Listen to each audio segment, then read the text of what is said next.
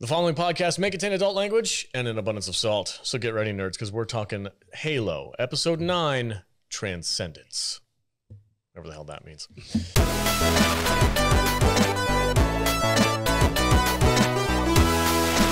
Welcome, everybody. Thank you for joining us. This episode, we're talking Halo, the finale. I'm joined, as always, by my fantastic panel of nerds. Matt Vader's here. What's up, dude? Hi. How you doing? I'm ready. Are you ready? For this to be over. Thank you. Me too. Over. Jude was over 2 episodes ago. Oh, yeah. Yeah. What's up, Jude? Hi. Hi. This is the one time I get excited for like a 9-episode season. Because it's done. Because it's done. You didn't watch it. You watched 7 episodes. Yeah. Yeah. So you're welcome. that far out. You're welcome. Wow. Yeah. Good job, CBS. Honestly, I stopped watching it because I didn't think it would matter to me. And it sure didn't. And I've been enjoying my week so much more ever since I haven't had to come home and watch Halo. So that extra hour I did a week. this for my own mental health. Okay. That extra hour a week is a big thing. Yeah. Especially when I have to block everything I watch for this show in my real life. It's Yeah. And then you have to like it recoup matters. from it too, because Yeah. you get irate. Yeah. It takes its toll. It's mentally exhausting I was watching these getting shows. wrinkles.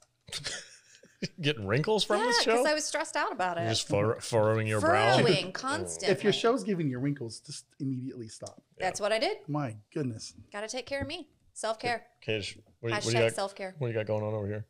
Oh, I think this was a great episode. This was one of the best series ever made. Jesus.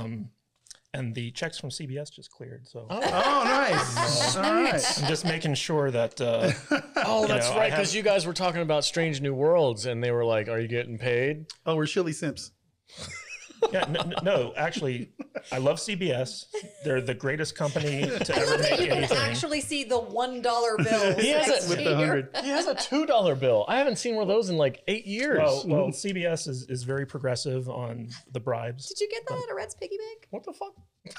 That's my lucky $2 bill. This is a lucky $2 bill. Oh, I'm sorry. I touched it. I shouldn't have touched it. My bad. Yeah, it's no longer lucky. It's Sucked done its now. I mojo. sucked the mojo God out of damn it.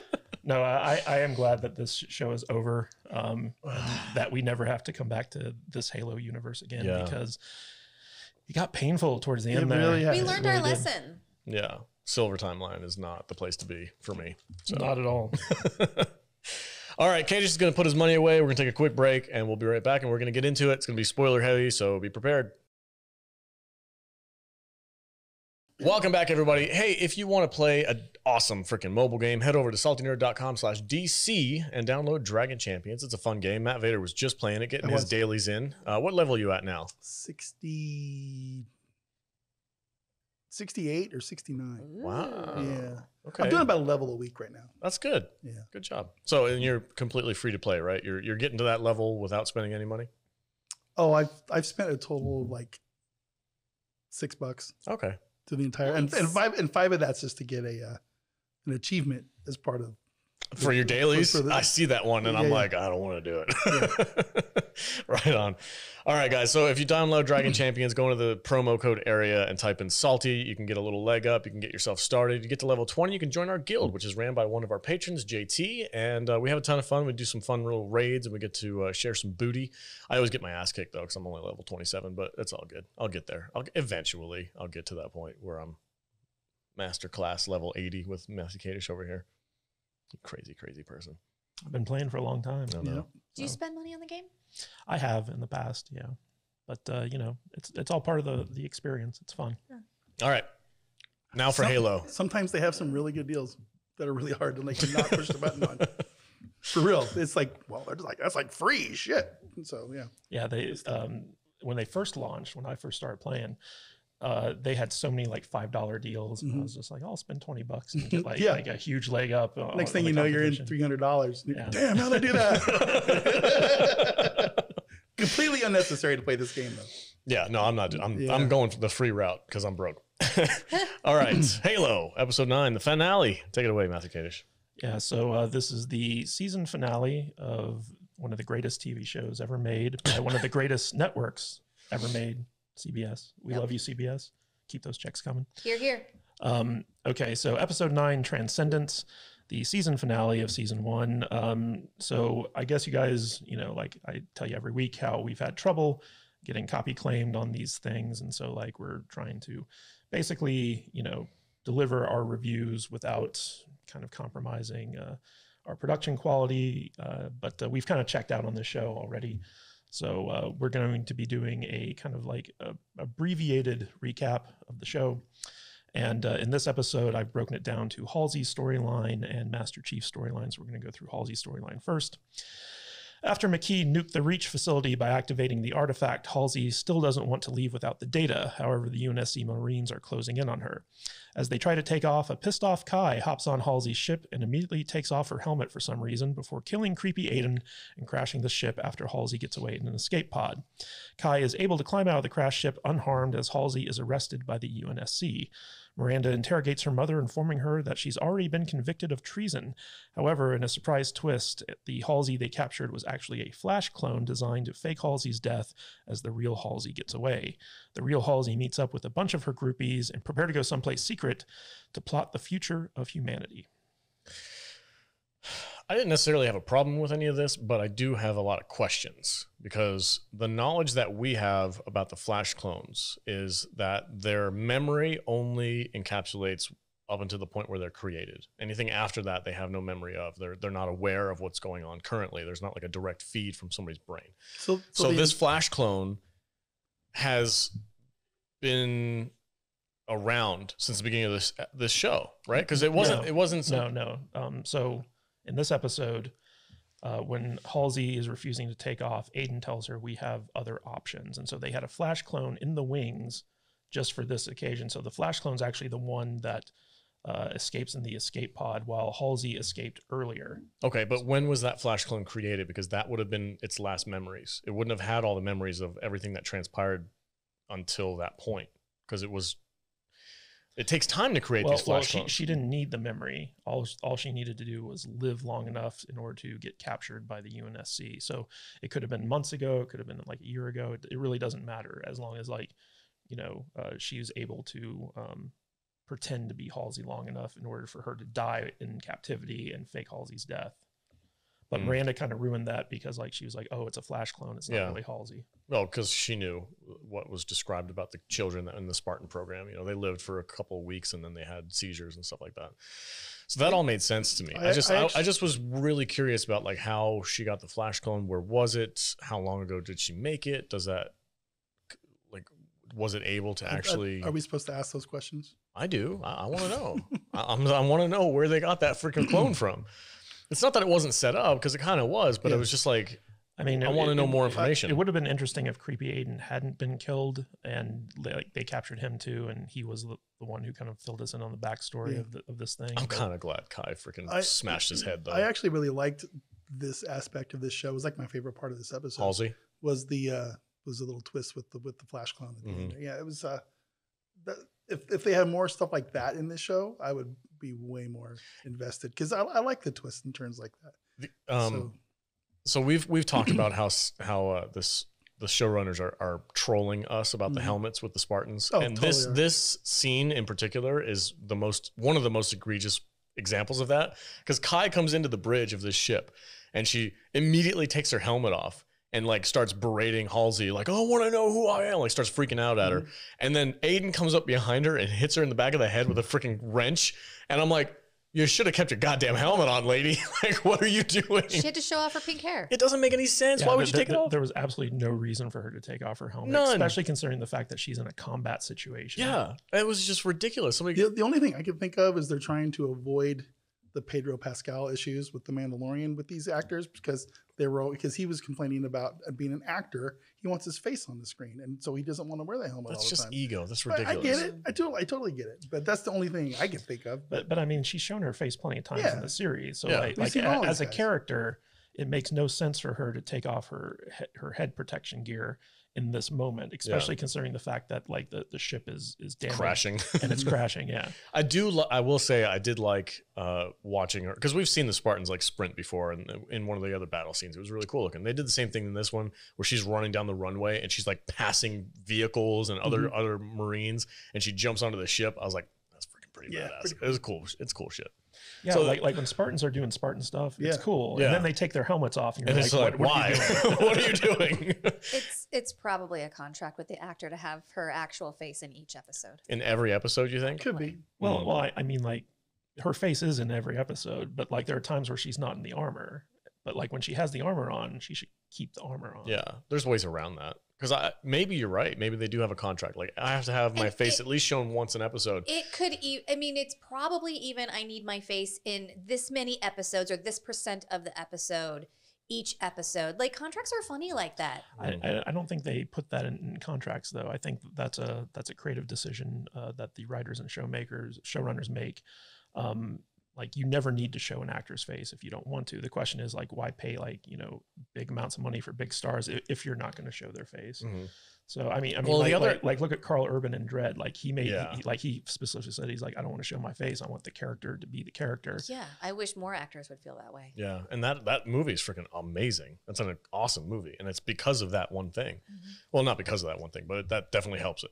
Well, there's a big difference between that and the Stallone one where he takes his helmet off constantly, you know, and it's just like, that's not Judge Dredd. That's Sylvester Stallone. Yeah, that's the ego. Yeah. Judge Dredd does not take his helmet off Thank you. ever. Neither does Master Chief. Neither must Master Chief. Well, that's So this is the Stallone no. See, version. I have to reel that back a little bit because it's never shown in the games, but in the books and in cutscenes, they'll show like his helmet will be on the desk and he'll be having a conversation with a general or something, but they won't show his face. It'll just be the camera angle will be looking at like through past him at the general, and then he'll pick up his helmet and put it on. Right. And it's a play on the camera angles. And stuff like that. Yeah, I mean, there are creative ways to have a character take the helmet off without revealing who they are. Yeah.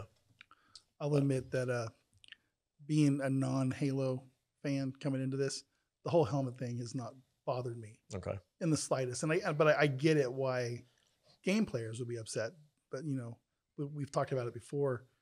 He doesn't take his helmet off in the game because you know they want to have that illusion of your view of him being him in the game. So Yeah. but it makes sense. I mean, I think they've kind of trolled us with this, and it's been a bit much. They didn't have to have his helmet and his armor off literally the entire show like they've done. The big problem with what So- Kai did in this episode is that logically, from a story perspective, there's no reason for her to take her helmet off in that moment. It's specifically just like for plot contrivance reasons. I mean, the other two don't have their helmets off as much as Kai and Master Chief do, and it's probably because they don't have as many lines. Well, I mean, Vanek and Riz both constantly wear their helmets because they're conditioned to keep themselves armored and protected when they're in combat situations. Yeah. There's never been a situation where Vanek or Riz took their helmet off to speak to someone, you know, casually. And the contrast between, I guess it's maybe because the Kai and Chief removed their emotional regulators or something like that. So like they're more predisposed to want to show their face. But Maybe like, the production just didn't want to have to go in and do ADR. it was just a weird creative decision on the showrunner's part to like have them take their helmets off so much. It was just very strange. Well, what's funny to me about this episode is Master Chief runs around with his helmet off the entire time, and he's completely wasted. His bleeding cuts, bruises, eyeball falling out of his skull. Probably He's all jacked up. I really should have worn my helmet. Oh my god, what is wrong with me? He's running around in his PJs after he got the shit kicked out of him by Vanek. Yeah. You know, Vanek, fully armored, fully helmeted, just kicked the shit out of him. So I don't know, man. It's just a funny. I think Vanek might be my favorite character in this show. I kind of think too. He's pretty dope. I can't wait till we get to see him with a mustache and Yes, stuff like we were talking about earlier. I would love it if they pull that plug out of his back. Let's give him some emotions. I thought you were gonna go say something else. Mustache thing made me think of the Orville. That's what I'm talking about. That'd be great. Go full Bortus. Yes. Let's do it. Georgia. These cigarettes are amazing. Yeah. All right. The other thing I just wanted to mention, it's not a big deal, but I know it seems a little bit weird. So Halsey's ship crashes, Kai is still on it, and it just goes freaking hard into the ground and it explodes. It's a big, huge thing. And then she just crawls out completely unscathed. And I'm like, that's a hero moment. I get it. And to a certain extent, like, yes, Master Chief kind of did the same thing in one of the episodes where he takes that Banshee and he flies it into the Phantom and it blows up and then he stands up and it's a big heroic moment. It's the same thing with this. But he was a little scruffed up after that. Like she just walked off and like, no big deal. I like her. she's a good character.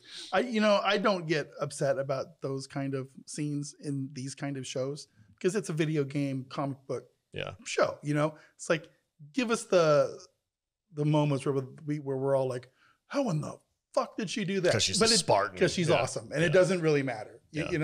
It's just we knew she wasn't dead, right? I mean, well, that's interesting. I knew she wasn't going to die. I mean, and I don't even care that much. I'm not that invested, but there's no way that was going to happen.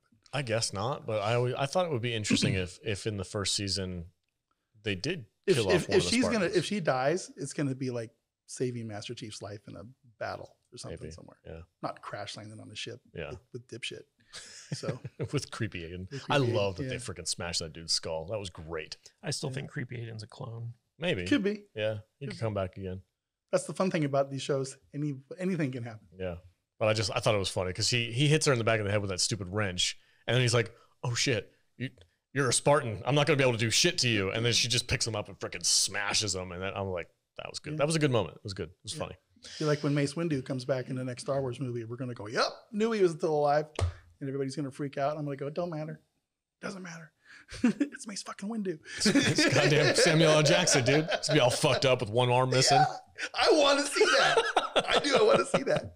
It's like, where's he been this whole fucking time? Doesn't matter. Doesn't matter. All right, what happens next, Kadish? All right, so time for Master Chief Storyline. McKee takes the artifact and, thanks to the help of a very willing military policeman, makes her way back to the confiscated Covenant ship that is in no way locked down or disabled for some reason.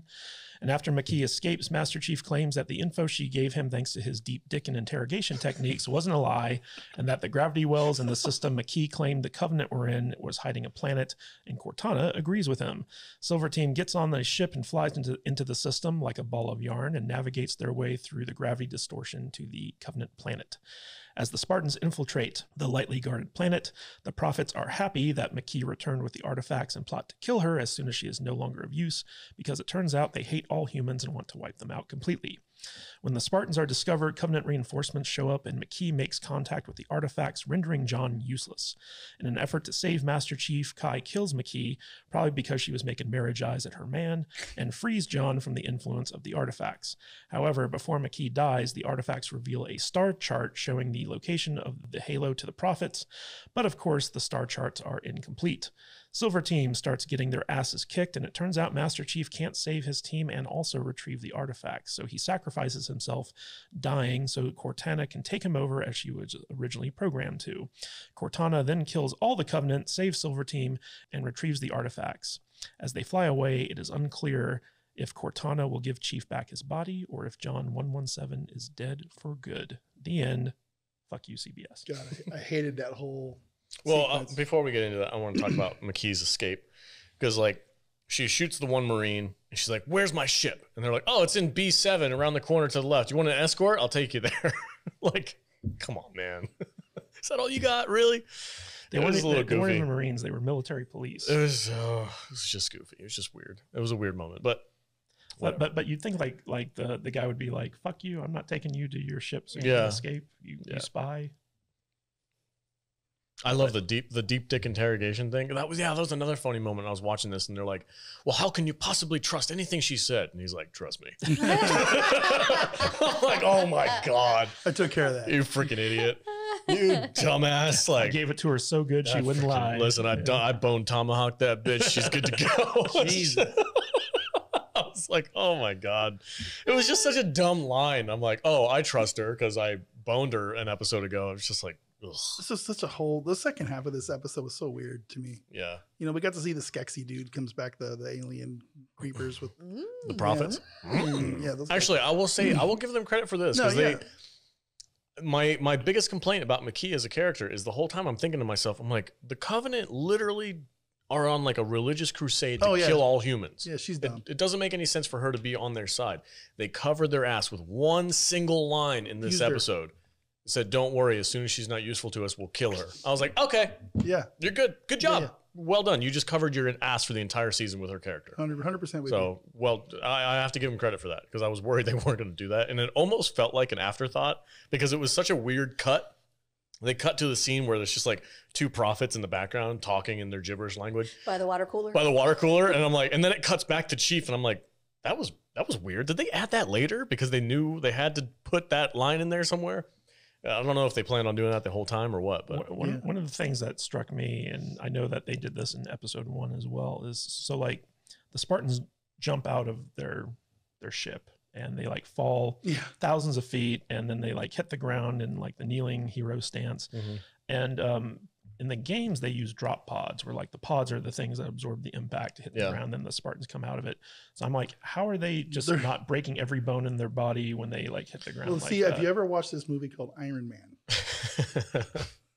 they do. That's kind of how. I mean, they full on like hero pose land. Oh yeah. It's Well, like, okay. So I don't disagree with you. It is a bit extreme. Yeah. But there's precedence for that. Like in the early games, if you fell a certain distance, you would get hurt. Like in Halos 1 through these 3. guys are jumping out of Landing. Orbit height. Yeah, and they're not even like on fire or hot from the entry or whatever. It's a bit goofy. I will admit that.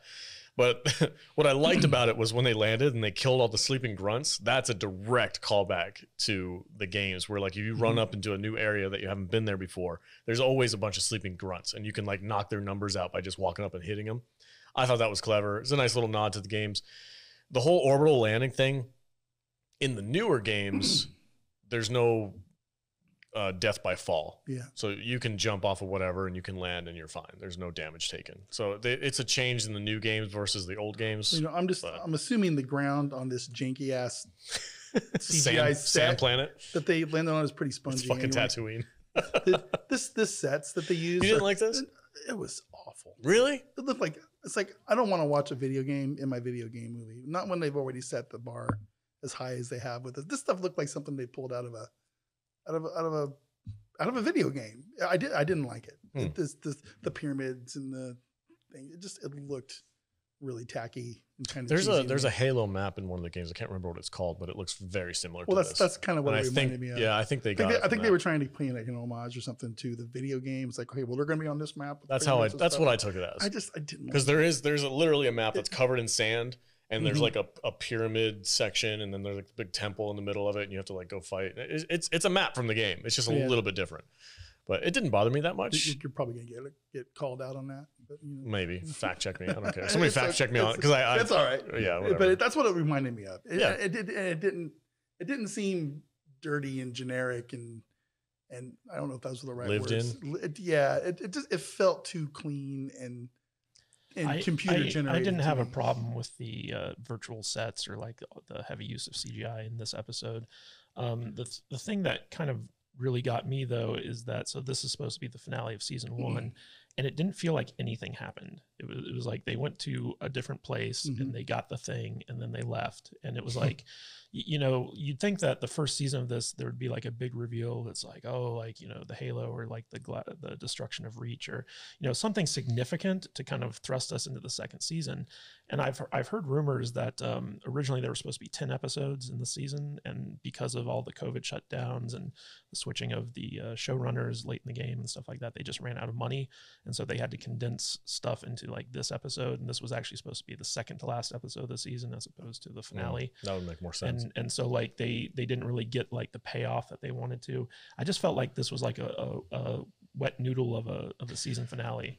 This because we're watching it right here. This scene I want to talk about when they're going in space and they're traveling to this planet and they like go through like a ball of yarn. They go through this weird little wormhole type thing, like a ball of yarn.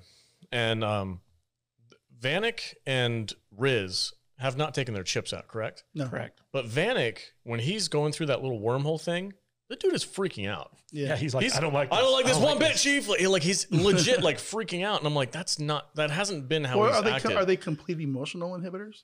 Yeah, because they're supposed to be like just straight face, because that's what they've been like the whole previous part of this whole season.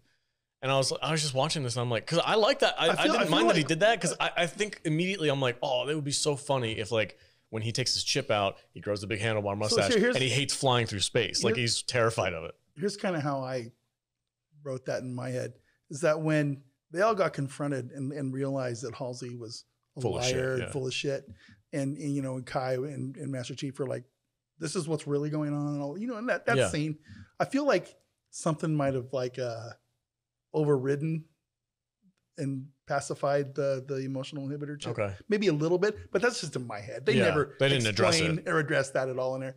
But I could see something like that happening to maybe where they're slowly kind of overriding the chip. You know what I'm saying? You know what I mean? That would make sense. I would accept that. I wanted they need to address I wanted like a line of A dialogue. line. Yeah, just one line of dialogue. Or like, it's weird. Have you noticed your chip isn't working anymore? Like, oh, I guess so. Because he does act different. Yeah. And I liked it, They both though. do a little bit. Yeah, but I liked it in this episode. I liked that he was freaking out going through the wormhole like, this ain't good, Chief. We're freaking dying over here. I thought it was funny. I had a good time with it. But anyway, so I didn't mind the CGI on the big final battle. I thought it looked hokey. It wasn't that big of a deal for me. You know what I really don't like? Do you want to talk about the elephant in the room? I don't like Zombie Chief. All right, let's talk about the song. So explain Can that. I ask a question? Yeah, what's up? The last 2 episodes, has there been any Kwan Ha? Nope. No. Oh man. You could have watched. No, not a bit. I think the Kwan Ha episode is what broke me. I was just like, I'm fucking done. Which is funny because they haven't addressed her at all since her story ended. She was very important. I'm throughout looking the back season. I'm looking back at this whole thing and I'm like, she was completely pointless. Yeah. We spent So far. we spent all that freaking screen time with her, and the only thing that she did was Annoy everyone.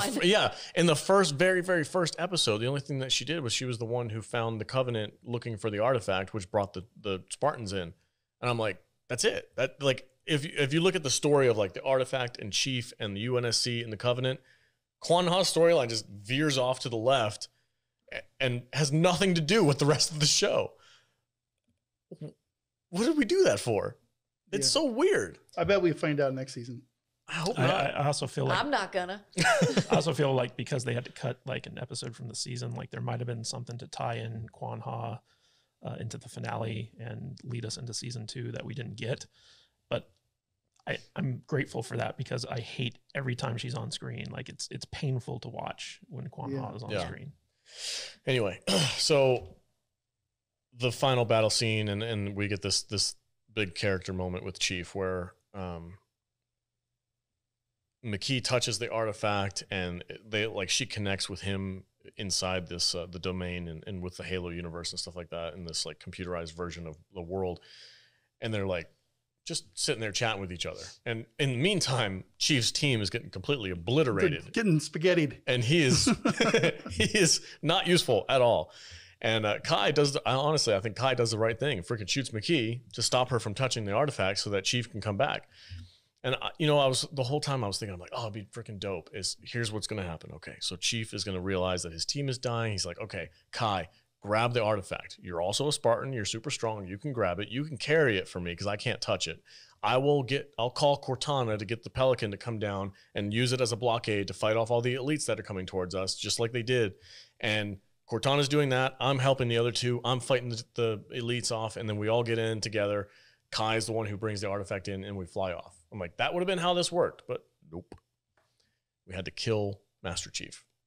We had to kill John. But we had to let Master Chief succumb. It's like, okay, man, I trust you, Cortana. Just take me over and do your thing. But this is the most useful he's been in the entire show. Like, this is his most badass moment. This is the hero moment for this character, and it's not even him. So is that the reason people are freaking out? Is because the Master Chief we've all waited for and wanted to see is not actually finally him. here, but it's really Cortana. Yeah, not Master Chief. That's ridiculous. Cortana Chief. Cortana Chief. Zombie Chief. It's just dumb. He literally, because the whole season we've talked about, like, if Cortana takes over Chief's body, then he will cease to exist. That's what the precedent was. That's what we talked about with Halsey. So Chief is gone, or John, I guess, is gone. And this is now just Cortana in a Spartan body. Well, what they established was that, her goal was to overwrite Chief's consciousness. But the reason that Master Chief basically commits suicide, where he allows himself to die, is so that Cortana can take over his body without rewriting his consciousness. And so he's trusting her to bring him back. And so, like, basically when Cortana releases control, Master Chief's consciousness can come back without it having been wiped out from his brain. Okay. So every time he gets into a situation that he can't handle it, he's going to turn over his control to Just kill me. Cortana. Well, I think what they're going to set up is that when Master Chief comes back, he's going to have like part of Cortana incorporated with his personality. And so he has all those reflexes and stuff that Cortana had, but he's himself and he's not being controlled by. I think that's what they're setting up for season 2, because that's going to be like the Master Chief we know from the games. And like that's just like my theory on it. I would have kept watching it if I could have Cortana kill me while I was doing this. I don't think it's a good idea. I fundamentally disagree with what they did with Chief's character. It has nothing to do with the Halo games that I've played. Cortana and Chief are 2 different personalities. Cortana is there to help Chief. She's not in control of his body at any point in time that I remember in the games. It's not how the relationship works. And also the relationship between Cortana and Chief in the games. It's kind of like that. You know, they made a romantic relationship between Chief and McKee in this season, and it felt like that should have been reserved for Cortana, because it is kind of a romance, in a weird way. Yeah, absolutely. That's how I've always seen it. It's like, yeah, you're in love with this woman, you're in love with her personality. You know, you can't physically do anything. But the other thing in the games is Isn't it kind of like he loves himself then? In this show, sure, yeah. I love myself so much. Cortana is just a variation of Halsey, though, right? Yeah. Another big difference in between the games and this is Cortana is not like integrated into his brain. She's very much a separate entity in the games. Like she's on like a flash drive, and she can transmit herself to different things. Like she's part of the ship for the Pillar of Autumn and whatever. And then when she wants to remove herself from the ship, Chief takes her conscious out like a USB drive and plugs it into the back of his helmet.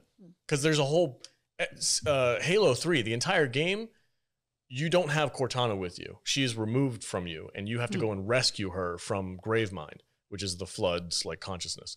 And like that's not going to work if she is integrated into his brain in this show. Like they're not going to go that direction at all. There was actually a scene in this episode where Chief is flying the Pelican through the gravity lens, and Cortana is there to try to help him navigate it. And then she starts getting like interfered by like the gravity, the gravity bend or like whatever. Yeah. But I'm like, isn't she in his brain? Yes. Like why would she be interfered by? I asked the same question. I'm like, that doesn't make any sense. I always thought she was like integrated into his chip network in his spinal cord or brain or something. Well, in that episode where they introduced Cortana, like they put a thing into the back of his skull, so she's like there all the time. Yeah, I've never had any doubt that she was a constant presence. Yeah, but then when he's that's how she knows how good Chief is at dicking. Yeah, she's just in sleep mode unless he needs her. But she's more like Google and probably spying on his ass nonstop. Yeah, did you see her face when he was fucking McKee? She was like, That's like I said, Very man. Interesting. he can never not have a menage. Yeah. Which doesn't like that's not how the relationship works. No, he's always having a threesome, right? Every time. Yep. All right, guys, before we continue on this conversation, we're gonna take a quick break. We'll be right back. Welcome back, everybody. Hey, if you want to support the podcast and wear some awesome merch, go to saltynerdstore.com and grab some of our t-shirts and other cool stuff that we have available. We have a lot of really cool stuff. This month, we are highlighting our Firefly t-shirt. It says, "We are just too pretty for God to let us die." And it has the Brown Coats flag on it. It's a cool shirt. It's available for a limited amount of time. And you guys can get 10% off by typing salty in the promo code area on your checkout.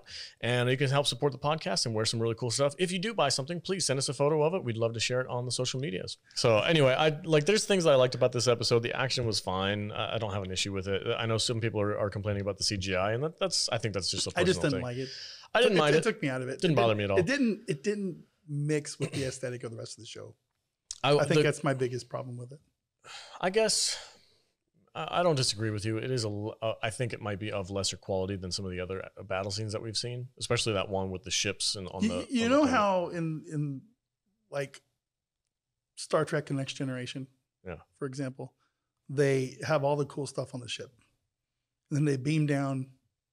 And it's somebody's backyard. And it's like in season 1, where they beam down to Armis's planet where Tasha Yar dies, and it's just like a black pit and some rocks. Yeah, and it's clearly a painted set. Yeah, that's what this felt like. Okay, and this is 2022, not in 1987, and I expect more. You know, so like we have the scene pulled up right now where we've got the zealot class elites and the prophets, and McKee's doing her thing like that. None of that looks bad to me. The prophets it looks terrible. No, the prophets and the like, grunts. It looks like something I can go pull up and play in a video game. I disagree completely. I think the prophets and the elites and this whole scene. Now the background, if you're talking about that's like what I'm talking about. Oh, no, I'm talking about the characters itself. Yeah. No. The CGI on the characters are great. Okay. I'm talking about the aesthetics of the whole like entire that scene. Stuff right there. That's video game shit. So I just don't like it. It didn't bother me. Takes me out of it. Didn't bother me at all. So, but that's just me. But yeah, this show broke me with like, okay, we're gonna kill John, or I guess because he's not gonna actually kill him. He's gonna come back next season. Of course, obviously he's gonna come back. But also, what's the name of that alien with the big hammer? Is that the Brute? Axios. There's speculation. There's fan speculation that it's a character. I think it's called Axios or Axios. What's the name of the species? Oh, brutes. Yeah. Okay. Well, I don't. That's what they call. So it. they set up this brute with like this huge gravity hammer. And he basically is the Spartan killer. He's the one who just kicks all the Spartans' asses. And you know, you felt like it was being set up for like a final showdown between him and Chief or like something like that. And instead, like, you know, he basically kicks everyone's ass, and then the ship comes and like shoots him, and it's just like, well, he's not dead. Yeah, he's not dead. He's not dead. But it was a failure of a setup. Basically, there was no payoff to that. Atriox. Is that what you're trying to point to me? Yeah. Oh, okay. Yeah, I don't know exactly how to pronounce his name, but yes, thank you. So he's a bad guy from, I think, Halo Wars, which is like a RPG army game, and then also the new Halo game Infinite. He's like the main bad guy. So he's going to be around for a while if it is in fact him in the show. But it makes me wonder, like the minute that they saw that they were about to get overwhelmed by a swarm of Covenant, why didn't they just call in the dropship to like, you know? Well, that's what I'm saying. Strafing. Like Chief should have been protecting his team and fighting off the big bad guy, which has been set up. And Cortana could have been flying the Pelican separately. And we could have had the hero moment with Chief still being John 117 Chief doing his hero thing, and have Kai pick up the artifact and help Riz and Vanek onto the ship. And the same outcome would have happened, but it would have kept John's character intact as the hero of the show. Instead, we get, well, now it's not him, it's actually Cortana. And now this is the actual version all you fanboys wanted, was he's stoic and he keeps his helmet on. He doesn't say anything. Well, there you go. We finally gave it to you. Like, but fuck you. It's not him. Yeah. No, I'm with you. That's like, it's just ridiculous. It was just a ridiculous choice to me. I can't imagine why they thought that was a good idea. I just think they dropped the ball here. I don't know what else to say. Now, if it was Waltana who took him over, and all of a sudden Master Chief was Mark Wahlberg. Oh, if Master Chief is Mark Wahlberg, yeah, I'm in 100%. Would have been way better. Give it to me. Say hello to your Covenant for me. I'd watch that show all day, every day. Just Mark Wahlberg as Master Chief. He's like, hey, check out this body I got over there. That's the worst Wahlberg impersonation. I know, it's terrible. But then he says my New Jersey accent's terrible too, or Boston. Anyway, McKee's dead. So here's another thing. I know you guys don't care about this, but fans are speculating whether or not McKee's actually dead, because she dies within the Halo's like computerized domain. She's in the Matrix. Consciousness lives. Yes, which it's funny because there's a character called Guilty Spark in the first game that is like the Halo's, like, I don't know, guardian, I guess, kind of. But he's like the brain behind how the Halo works, and he kind of like floats around in a little orb, and he gives you missions, and he tells you how to do things. And I'm like, I bet you McKee's gonna pop in at the Halo, and she's gonna be Guilty Spark, and John's gonna have to interact with a computerized version of her. Well, didn't we see Guilty Spark in Kwan's episode where it was talking to her ancestor at the portal? There's speculation. It's possible. I just think it would be funny if McKee was freaking Guilty Spark. Too much speculation around a show like this. Well, they have so many questions. They didn't leave anything. But that's nerds being nerds. Yeah. I just kind of hope they leave McKee dead, because I didn't like her character all that much. And I hope that they maybe like use Kwan in one episode to get Chief to the Halo, and then like we'd never see Kwan again. That would be really good. Yeah. I hope that the showrunners listen to the fans and are like, okay, let's retool things a little bit, and like let's give the fans what they want. Yeah. Have they made an announcement for season 2? It's greenlit. Yeah, like a date. Season Paramount. The ratings on this show were good enough for Paramount. Yeah. Immediately approved the season 2. But there's going to be a new showrunner. So the two guys who are responsible for this season, another one, have nothing to do with season 2. Cheers. Cheers to that. Interesting to see what they do.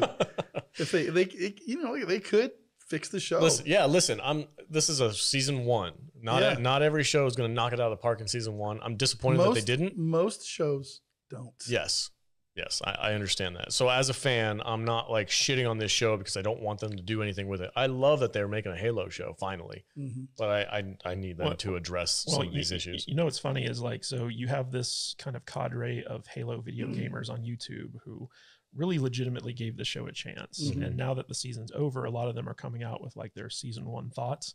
Like the Act Man. The Act Man is like a huge like Halo YouTuber. Yeah. And he came out and he was like, this show was crap. And like he just did like a 30 to 40 minute video on how bad the show was. He has millions of subscribers too, right? Oh yeah. He's a big deal. And like a lot of other like hardcore Halo gamers are coming out and saying like, yeah, I started off liking the show and then like I ended up hating it. Well, even the creator himself on Twitter was like, yeah, I don't know where they got this influence from, but it's not the Halo I created. Yeah. People were like, too bad because it's a bummer, man. This is a really cool franchise and they could have a real home run with this. This could be a major franchise, and they dropped it. They dropped the ball. I'm watching this while you guys are talking because it's on in the studio, and McKee, what is this that she said? The artifact or the Halo? Yeah, it's the artifact. Okay. Why does it look like she's humping it from the side? Because of feminine wild? No, because she misses Chief. Oh yeah. It's a poor. It's almost as big as Chief's dick. Thank you for explaining it to me. Oh man. Anyway, I mean, there's things that I like about this. The action is always cool in the show. But I wanted to say like this wasn't like brain surgery, right? Like every Halo fan wanted the Band of Brothers Marine group led by Master Chief fighting aliens. Yeah. That's all the show needed to be, and that's not what they gave us. You know what it needed though? A love story. And a really annoying side character that made no sense. I think because they did do a lot of like but we're just dumb plebe consumers. We don't really know what we want. We're toxic. We're toxic. We don't know what we want. Alex, weren't you talking about how like people in the Halo community are starting to like just attack everyone who's critical about the show?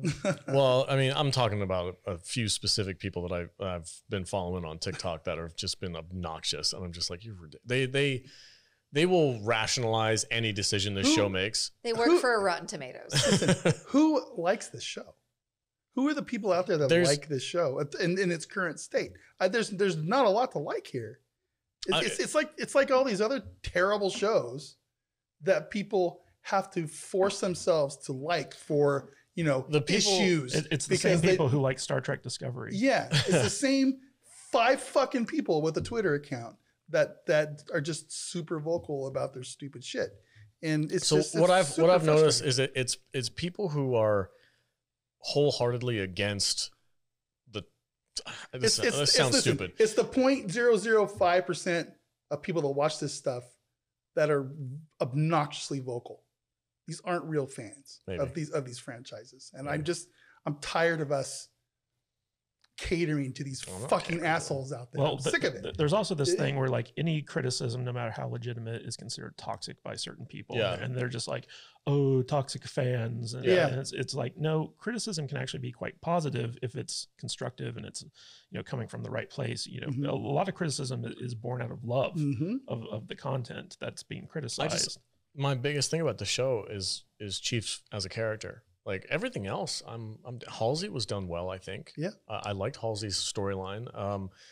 I came to like Kai a lot too. Yeah, Kai is awesome. When somebody like me can watch a show of a property who I've never been familiar with, can point out the flaws of a character that I don't really know that well, then whoever's writing this stuff is clueless. Yeah, you know what I'm saying? You know what I'm trying to say? It's crazy to me how they can drop the ball. I mean, there are good things about this show. Like I liked a lot of the UNSC kind of like political maneuvering. I didn't like that they were made out to be such bad guys, but I did like the inner workings between like Parangoski and Halsey and like how they were like constantly kind of trying to outmaneuver one another. I liked Miranda a lot. Yeah, Miranda was underutilized. I think she was cool. Yeah, I liked Kai. I liked Silver Team. But Kwan Ha and McKee were like 2 really big issues. So it's like this: the bit players, the secondary characters, we kind of like, but the main They just they completely dropped the ball. The characters that they created specifically for this TV show McKee and didn't seem to fit in. Yeah. And I feel like when show creators make changes like that, I feel like they're doing that for people like me. Like I don't know anything about the game. And they're adding like a love story for like the chicks in the audience. And like, honestly, like none of that shit connected for me. Yeah. I was completely checked out on it.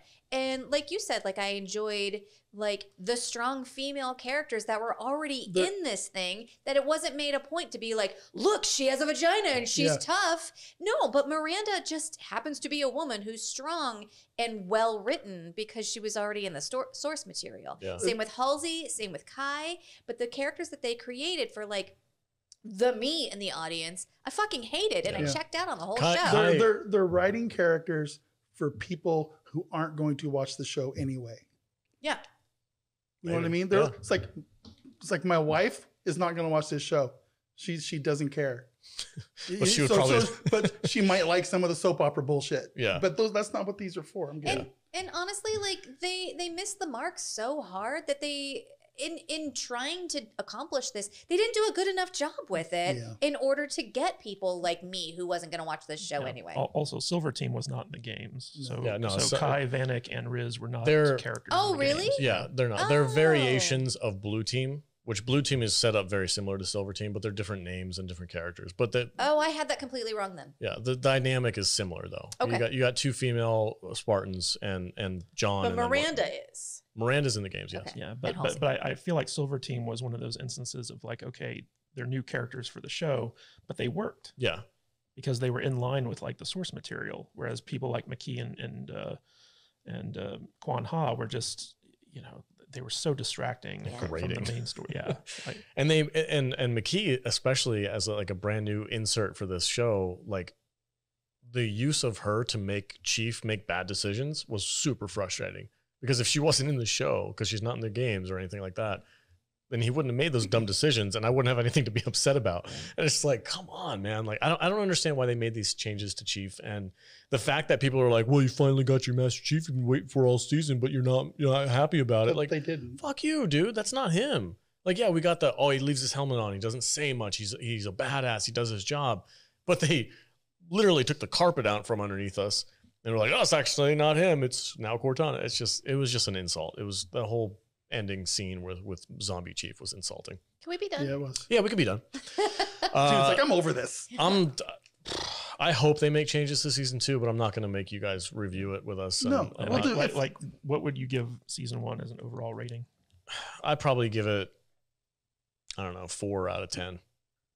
It's got a lot of good things here, but the story just crashes for me. You're so generous. No, that's exactly where I was going to go to. I'm about a 4, because there was some stuff I kind of liked, but it's just a weird thing. Yeah. Yeah. You didn't even finish it. You don't count. You don't get to give it a rating. I'm still going to talk. I feel like Kwan Ha ruined this show for me. So I feel like I have to separate it. Like everything without her storyline made a whole lot more sense. It wasn't for me, but I didn't anticipate that it would be. But I got like what you enjoyed about it. Mm-hmm. But because of her, like she made it a 1-star crap fest for me that I couldn't even finish. What about you? So there's a lot of stuff in this show that I liked, but the stuff I didn't like kind of outweighs it. And it really comes down to the writing. I feel like there were just so many questionable creative choices that were made in this season that I feel like detracted from the potential that a property like Halo has. The video game, the very first video game, Combat Evolved, like it starts with the UNSC crashing onto the Halo ring, and Master Chief is called out of stasis, and he comes out and he instantly starts fighting the Covenant. And it's basically just like a story about fighting the aliens, and that's what this show should have been. And instead we get like a lot of like really strange backstory. We get a lot of like weird like setup that never gets paid off, and we get a lot of characters that are annoying and ultimately don't really go anywhere. And so like I did have a good time watching most of the first half of the season, and then the second half of the season it just got almost insultingly bad. And so like, I'm right with you guys. This is a 4 out of 10 or a 2 out of 5, you know, however you want to rate it. All right, we're done. That's it for Halo. Are we going to be doing season 2? No. Fuck that. Maybe we'll do a season recap if it's good. Maybe. Because I'm probably going to watch it, but I don't really want to. Well, I'm definitely going to watch it. I was debating whether or not to do it on my personal. I think it's live going to be streams. it'll be like a Sunday binge halfway through the season and then it's over or something. Yeah. I don't know. We'll see. We'll find out. But all right, that's it. All right. So what are we going to be watching in the future? Any ideas? Severance is on my list of things I want to watch with you guys. And Wednesdays, aren't we doing a bunch of? we have interviews for the next couple months, right? Yeah, we're gonna take a break from our actual Wednesday like TV show reviews because we have like 6 or 7 backlogged interviews that we haven't gotten out yet. So we're gonna get those out. So we have Jan Iver from Norseman that we have to do. We have Adam Baldwin, Joe Flanagan interview. We have Hoon Lee as well. We have a ton of interviews that we need to get, and one of the cinematographers from We're gonna have the Wormwood guys. And yeah, we're gonna have Wormwood on today. So it's we have a big backlog of really cool people that we're gonna talk to. So we're gonna take a break from the TV shows for a little while, and then once we get done with the interviews, then we'll hop back on. We'll see what's coming out. We might come back for the Game of Thrones or some other thing. You can on our live streams we're doing Star Trek stuff. We're going to be doing some Orville on that Saturday morning stream. Whatever you do on Mondays, Matt's probably going to cover some stuff. And we're still going to do our 4 episodes every month for the Patreon of those shows. So next month we're doing Orphan Black. Yep. And then the month after that, Star Trek, the original series. Sweet. All right, guys. That's it for the episode. Thanks for joining us. Comment below what you thought. Give us a rating on the season. Are you with us? 4 out of 10? You like it more? You like it less? Whatever. Let us know. Vader, where can they find you on the socials? You can find me at MattVader74 on all of these socials. Twitter, YouTube, Instagram, yada, yada, yada. Cool. All there. All right. Jude? You can find me at I am Jude Juju on Instagram and on TikTok. Matthew Kadish. You can find me at Matthew Kadish, Kadish on Twitter. Kadishbooks.com takes you to my Amazon page. And thanks for sticking with us. We've had a hell of a time dealing with CBS and YouTube and all this stuff, getting copy striked almost every time. So thank you for hanging in there. And hopefully the next show we do won't have these issues. Yep. Feels good to be done. Yeah, it does.